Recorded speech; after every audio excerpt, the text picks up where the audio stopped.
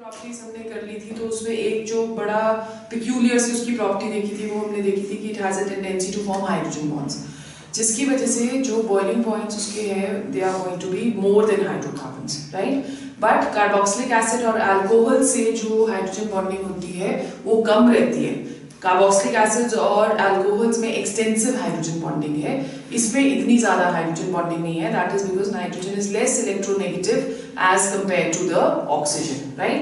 सो chemical properties भी आप जब देखोगे तो जैसे हमने उसमें देखा था कि जो प्राइमरी होता है उसका बॉइलिंग पॉइंट सबसे ज़्यादा होता है because of 2 hydrogens which are present, तो उसमें as a result of that the hydrogen bonding that is going to be more, ठीक है। फिर उसके बाद सेकेंड में हमारे पास जो था दैट वाज कि जो सेकेंडरी होता है उसमें एक ही हाइड्रोजन प्रेजेंट रहता है, तो हाइड्रोजन बॉन्डिंग कम हो जाती है, बॉइलिंग पॉइंट भी कम हो जाता है। टर्शरी एमीन्स में कोई भी हाइड्रोजन प्रेजेंट नहीं है, इसलिए उसका जो बॉइलिंग पॉइंट है वो सबसे कम रहता है, ठीक है। Now today we will see कि हाइड्रोजन के ऊपर कितने हाइड्रोजन्स प्रेजेंट हैं, उसके ऊपर again the chemical properties they are going to depend. So primary, secondary and tertiary they are going to react differently. और बहुत सारे ऐसे chemical properties हैं जो कि as distinction test भी use किए जा सकते हैं for primary, secondary and tertiary, ठीक है। जैसे एक important जो कि आपको एग्जाम में आता है that is the Hinsberg test, right? तो in Hinsberg test जो है Hinsberg reagent test है that is aryl sulfuryl chloride, जो कि प्राइमरी और सेकेंडरी अमीन्स देते हैं और टर्शरी अमीन नहीं देता है। So let's move on to the chemical properties. The most important chemical property of amines that is going to be its basic character. They all behave as Lewis bases because of the presence of lone pair of electrons, okay? So जब हम लोग first reaction यहाँ पे कर रहे हैं, जैसे हमने करा था स्ट्रक्चर हमने करा था, उसमें हमने देखा कि if we are taking even a tertiary amine, that is also going to behave as a base because of the lone pair of electrons, okay? अब यहाँ पे जो first reaction है that is going to be the basic reaction of amines. इसमें से हमें एक reasoning question आता है, basic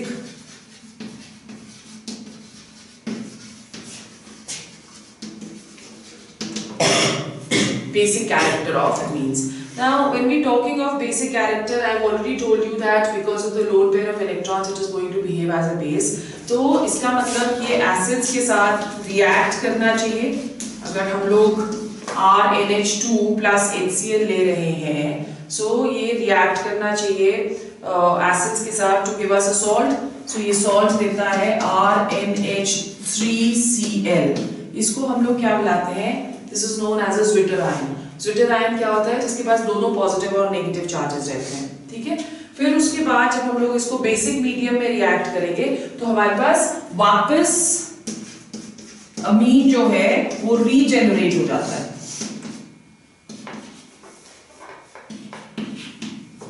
ठीक है। So we are going to get over here RNH2 plus H2O, right. अब अगर बेसिक कैरेक्टर ऑफ अमीन्स को हमने कंपैरेटिव स्टडी करनी है तो वो किसके ऊपर डिपेंड करेगा? वो डिपेंड करेगा ऑन द डिसोसिएशन कांस्टेंट जो कि Kb, okay.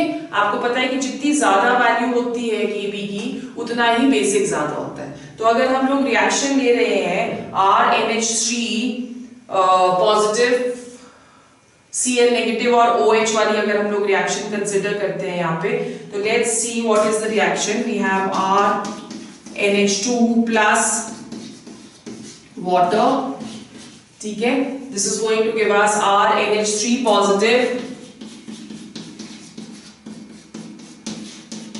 Plus OH negative. तो Kb अगर हम लोग इस रिएक्शन का देखेंगे तो Kb हमारे पास क्या आ जाएगा यहाँ पे? It is going to be RNH3 positive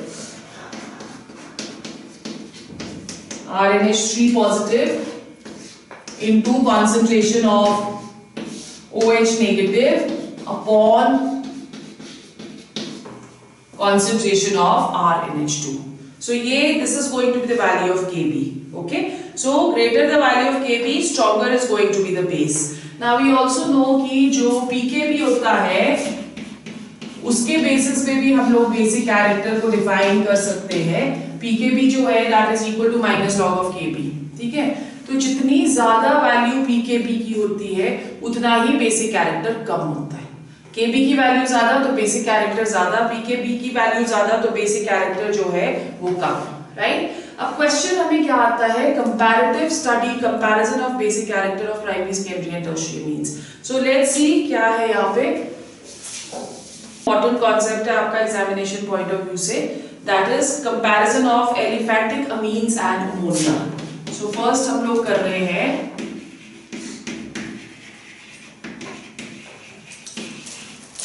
comparison of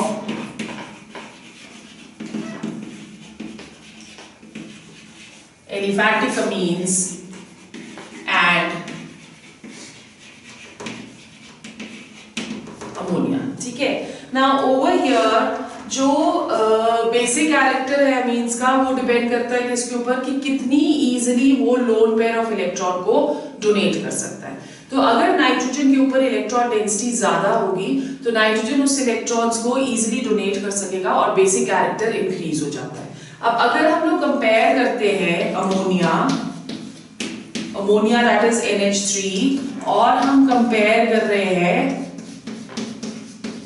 amines, ठीक है, RNH2।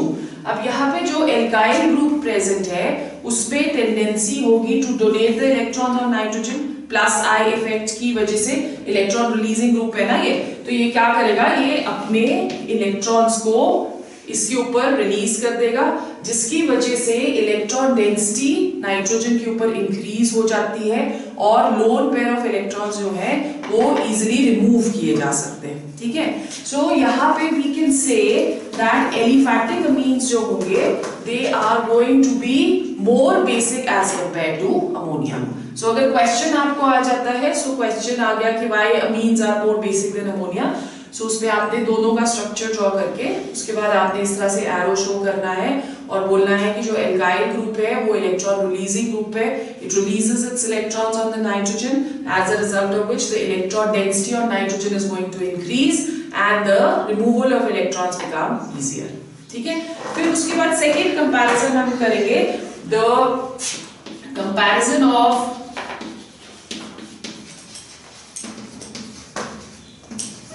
basic strength of 1 degree, 2 degree and 3 degree amines, primary, secondary and tertiary। so यहाँ पे दो तरह से comparison किया जाता है। first we are comparing it in the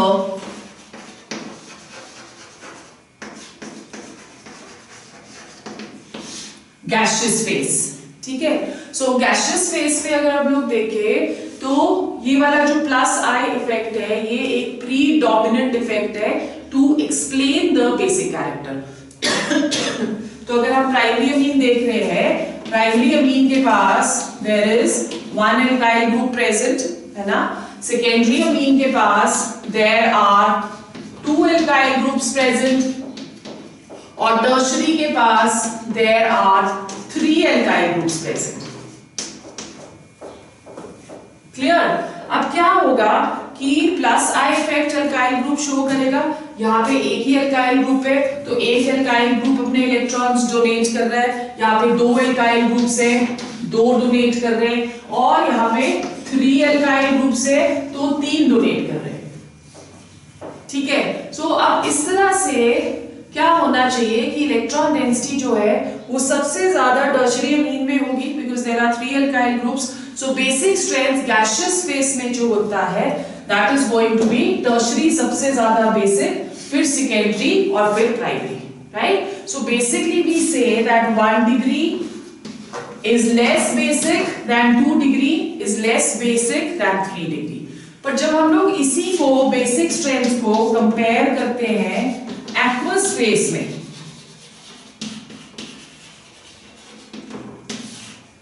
तो सिर्फ जो प्लस आई इफेक्ट है वो ही एक्ट नहीं करता, उसके अलावा 2 और इफेक्ट्स एक्ट करेंगे।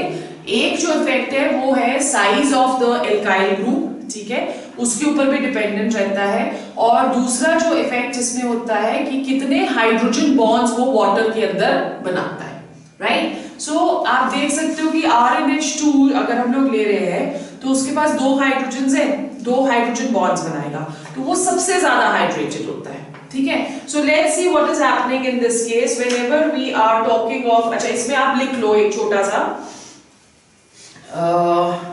in case of aqueous solutions, tertiary amines are less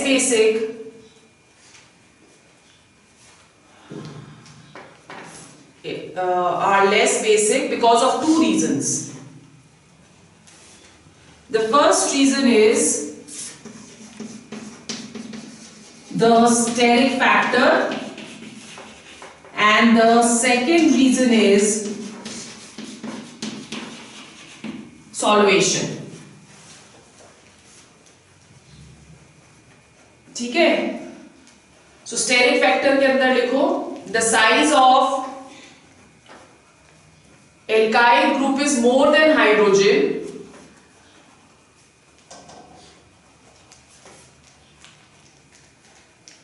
which hinders the attack on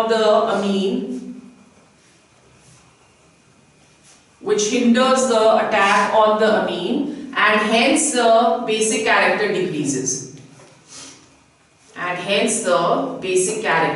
decreases. Number 2, solvation of ions में लिखो when amines are dissolved in water, they undergo hydrogen bonding, or they undergo hydration due to hydrogen bonding.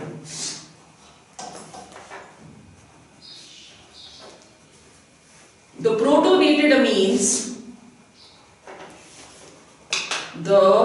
this is very important question, okay? The protonated amines form hydrogen bonds with water molecules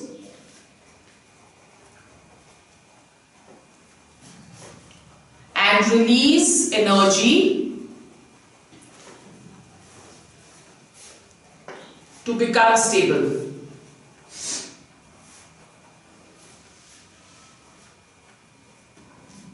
So more the extent of hydrogen bonding, more will be the stabilization,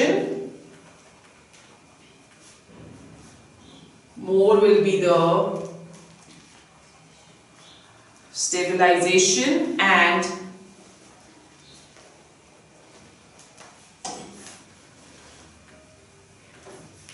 greater will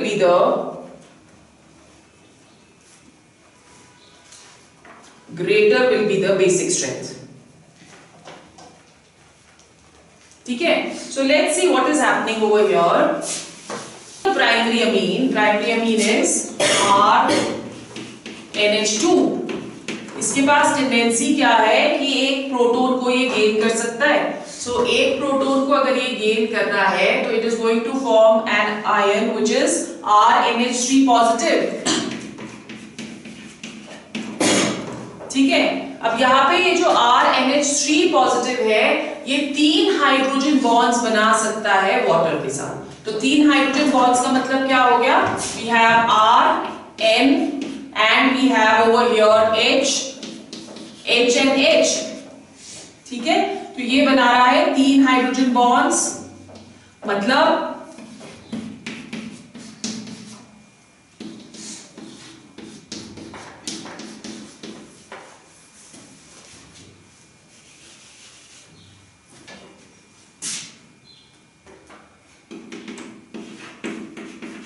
you can see कि size molecule का कितना बड़ा हो गया, 3 hydrogen bonds, मतलब ये ज्यादा energy जो है वो रिलीज करेगा और ये मोस्ट स्टेबल हो जाएगा। अगर ये सबसे ज्यादा स्टेबल होता है तो ये मिनिमम बेसिक है, ठीक है, इसका बेसिक कैरेक्टर सबसे कम है। फिर उसके बाद जब हम लोग R2NH देख रहे हैं, R2NH, अब यहाँ पे जब प्रोटोनेशन होगी तो एक हाइड्रोजन इसके साथ ऐड हो गया, ठीक है, सो वी हैव 2 हाइड्रोजन्स, यहाँ पे आ गया पॉजिटिव, तो कितने हाइड्रोजन बॉन्ड्स बनेंगे, इन this case only 2 with water, size जो है वो थोड़ा सा छोटा हो जाएगा और स्टेबिलिटी भी इसकी जो है वो कम हो जाएगी, तो ये ज्यादा बेसिक रहता है, ठीक है। फिर उसके बाद जब हम टर्शरी पे जाते हैं तो टर्शरी के पास कोई भी हाइड्रोजन नहीं है, because of the lone pair of electrons ये सिर्फ एक हाइड्रोजन के साथ प्रोटोनेट होगा और आयन जो बनेगा वो बन जाएगा RNH positive. So this can form only one hydrogen bond. So ये सबसे कम स्टेबल है, जितना कम स्टेबल होता है उतनी ही बेसिक कैरेक्टर जो है that should be more. Okay, so यहाँ पे according to this the basic character should be 3 degree सबसे ज्यादा, फिर 2 डिग्री और फिर उसके बाद सॉरी उल्टा बोल दिया मैंने, 1 डिग्री सबसे ज्यादा क्योंकि वो सबसे ज्यादा स्टेबल है, फिर उसके बाद 2 डिग्री और फिर उसके बाद 3 डिग्री, ठीक है। बट देखा क्या जाता है कि जो एक्चुअल स्ट्रेंथ है that is going to be 2 degree, 1 degree and 3 degree. Now why this is happening? Because over here we are considering both the things. Number one, we are considering the hydration effect. Number two, at the same time we are also considering the plus I effect. तो जब दोनों effects को हम consider करते हैं तो जो correct order in the aqueous phase है that is going to be 2 degree, 1 degree and 3 degree, ठीक है। नाउ ओवर हियर अगर हम लोग एल्काइल ग्रुप को चेंज कर दें तब still there is going to be a slight difference in the basic character, so you can write down that also. If the alkyl group is small, that is we have CH3 group. If the ethyl group is if the alkyl group is small, then there is no steric hindrance.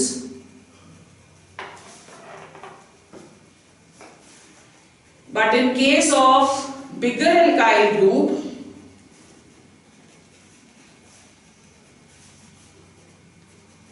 there will be steric hindrance.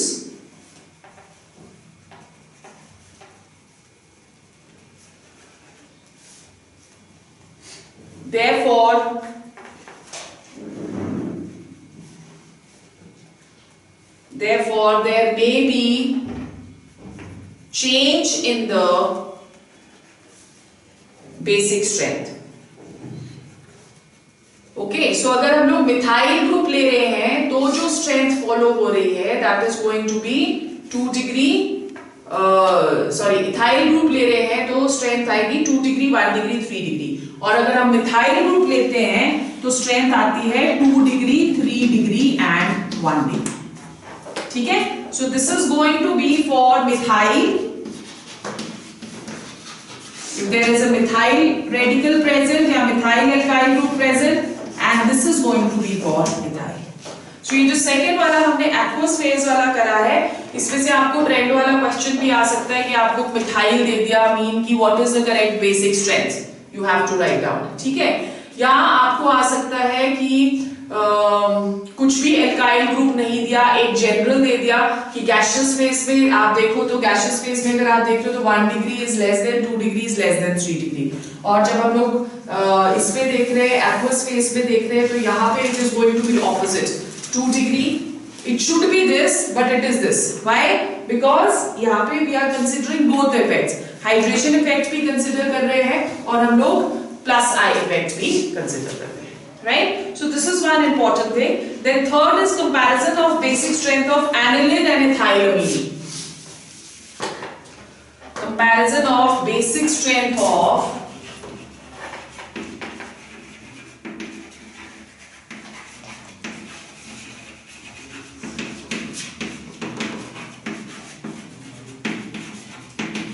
aniline and ethylamine.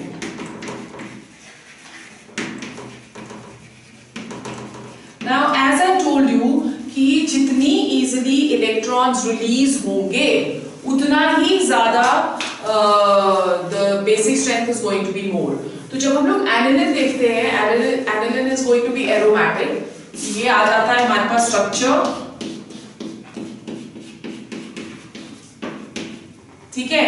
सो ये क्या करेगा, that this is going to release electrons, right. So ये इसके ऊपर electrons release कर देगा, ये इसके ऊपर इलेक्ट्रॉन्स रिलीज कर देगा, as a result of which ये जो लोन पेयर ऑफ इलेक्ट्रॉन्स है ये इन कंजुगेशन आ जाते हैं with the benzene ring, right? So these are not going to be easily available. तो हम इसके रेजोनेटिंग स्ट्रक्चर्स अगर देखें,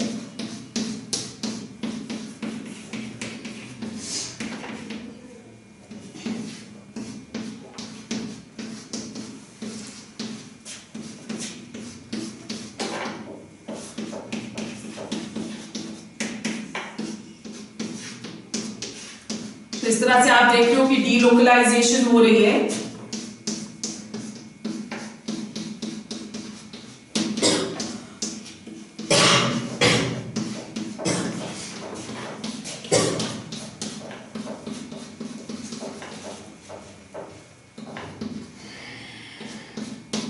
ठीक है, so if you're looking at second, third and fourth structure over here, there is no lone pair of electrons on nitrogen, so they cannot be donated easily, as a result of which aniline की जो basic strength होती है that is going to be less than ethylamine. Okay, so we are saying that aniline is going to be less basic than ethylamine.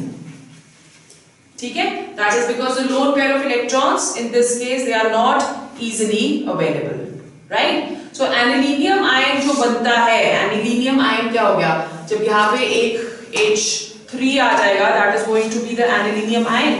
Anilinium ion जो है that is also going to be that will also show resonating structures. Okay, so this is one important thing. फिर उसके बाद effect of substituents क्या हुए कि अगर benzene ring में, when we are talking of aniline, अगर बेंजीन रिंग में substituents present है तो वो कैसे इफेक्ट करेंगे basic character. So generally it is seen that electron donating groups they are going to stabilize the cation and increase the basic strength. So we can put that electron donating groups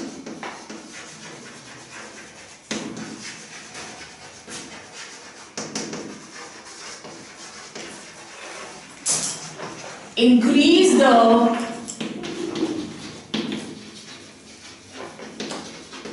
basic strength.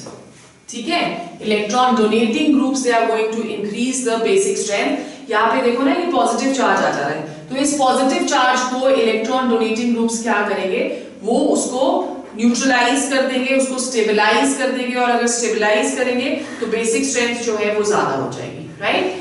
And electron withdrawing groups, so electron donating groups में आपके पास कौन से आ गए? We have the alkyl groups, ठीक है, जैसे CH3 आ गया, तो जितने ज्यादा alkyl groups present होंगे उतना ही ज्यादा it is going to be basic. फिर उसके बाद हमारे पास आ जाता है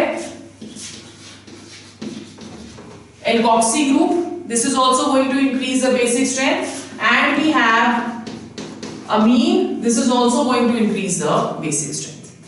ठीक है, सेकेंड हमारे पास आ जाता है electron withdrawing groups.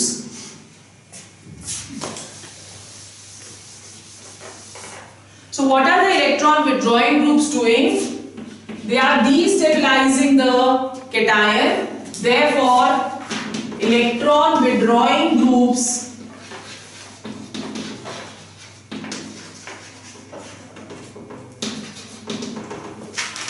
decrease the basic strength. ठीक है, so electron withdrawing groups they are going to decrease the basic strength. electron withdrawing groups हमारे पास कौन कौन से हो गए, जैसे we have NO2, we have cyano, we have halogens, ये सारे electron withdrawing groups हैं. तो अगर पैरा पोजीशन पे CH3 प्रेजेंट है, राइट, अगर पैरा पोजीशन पे CH3 प्रेजेंट है, this is going to be more basic than NH2, more basic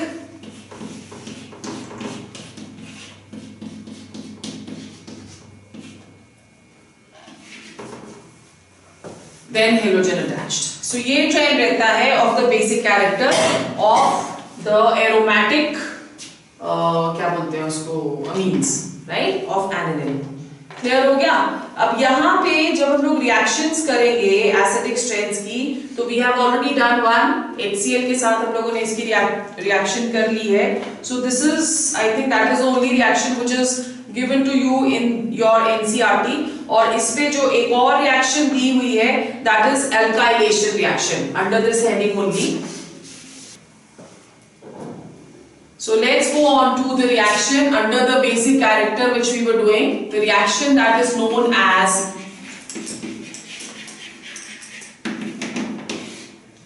alkylation reaction. Alkylation reaction क्या हुई? Alkylation reaction का मतलब कि हम लोग alkyl group को ऐड कर रहे हैं, right? So ये reaction हमने beginning में करी थी.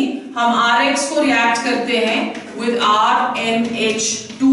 जब ये एक हाइड्रोजन जो है that is going to be substituted by the alkyl group, so we are going to get a secondary amine. ठीक है, फिर इसको हम लोग फर्दर अगर RX के साथ रिएक्ट करेंगे तो हमारे पास आ जाता है टर्शरी अमीन. और इसको फर्दर अगर RX के साथ रिएक्ट करते हैं तो हमारे पास आ जाता है एक क्वाटरनरी सॉल्ट जो कि again it is going to be a zwitterion, right. अब यहाँ पे क्योंकि हम लोग कन्वर्ट कर रहे हैं 1 डिग्री को 2 डिग्री में, 2 डिग्री को 3 में और 3 को क्वाटरनरी में, और सारे के सारे हाइड्रोजन्स को हम सब्स्टिट्यूट कर रहे हैं एल्काइल ग्रुप के साथ, इसलिए हम इसको एग्जॉस्टिव एल्काइलेशन बुलाते हैं.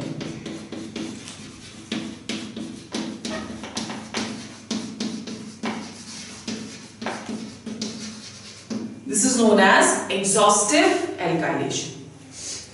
ठीक है, इज इट क्लियर?